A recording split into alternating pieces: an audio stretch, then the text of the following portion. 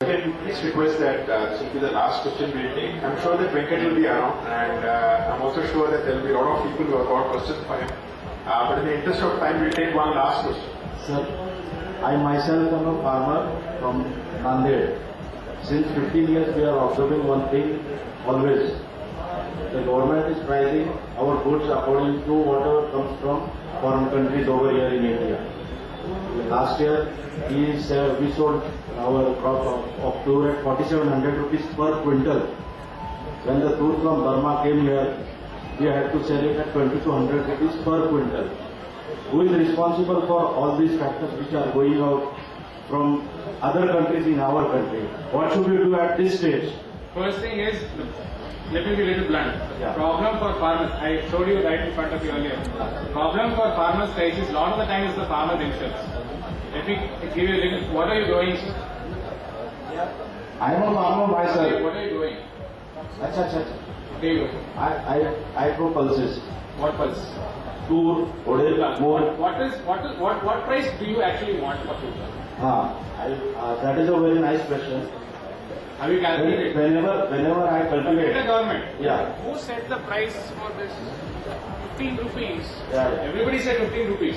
Did the government say 15 rupees? No. Did the broker say 15 rupees? Did the customer say 15 rupees? Who said 15 rupees? Sir, the producer. Who's the producer? Very.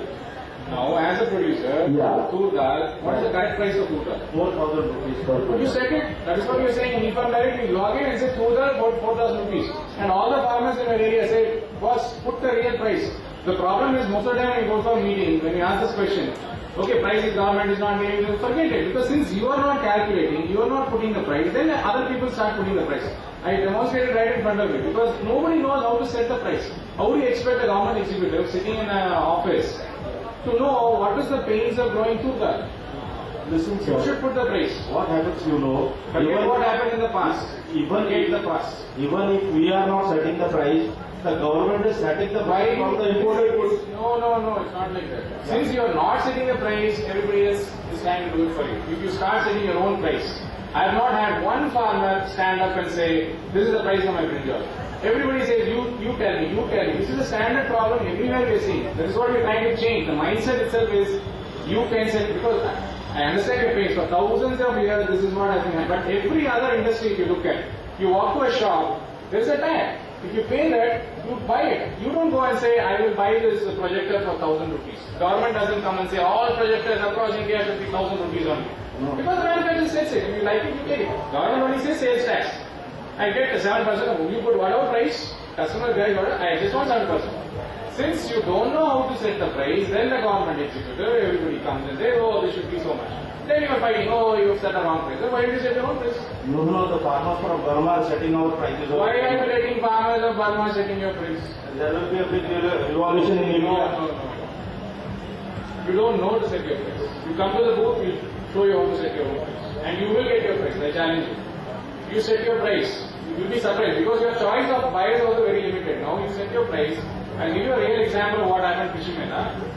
The guy said, we taught him how to set a price. He walked out of the booth and within 15-20 minutes he started getting calls from 10 different people. Because you don't know that there are 5-star hotels, there are exporters. We got calls from America saying, hey, I want to buy. Because now it's on the internet. You don't even know that 4,000 rupees for you may seem like a very large amount. It might be just $10 for a guy in America. He's like, boss, I'm getting $20 in Walmart. Because somebody's selling at $10, my entire air flight charge would be more than $5. You won't know him. So what is happening, you know, sir? We are preserving our tur since 3 years. I am preserving it since 3 years. Whatever comes from foreign countries over here, like mutton and all these things, mutton comes from Canada at 2,000 rupees per quintal. Practically, if you see, those people are eating non-veg. They are sending all the rubbish they have over here as mutton. We are thinking that they are giving us very cheap. When that mutton comes over here, our farmers produce, that is also asked at 2,000. Okay, let me step back. I don't want to blame the government. This is not any blame game happening. Because the common problem is nobody has data. Even government doesn't have data. Because if you see, one side they'll be saying, we have record harvest of food. I've seen these news items in the last year. We have record harvest of rice, record harvest of wheat, record harvest of food. Then within 2 months, they suddenly realize, oh, there is no tool for the PDS.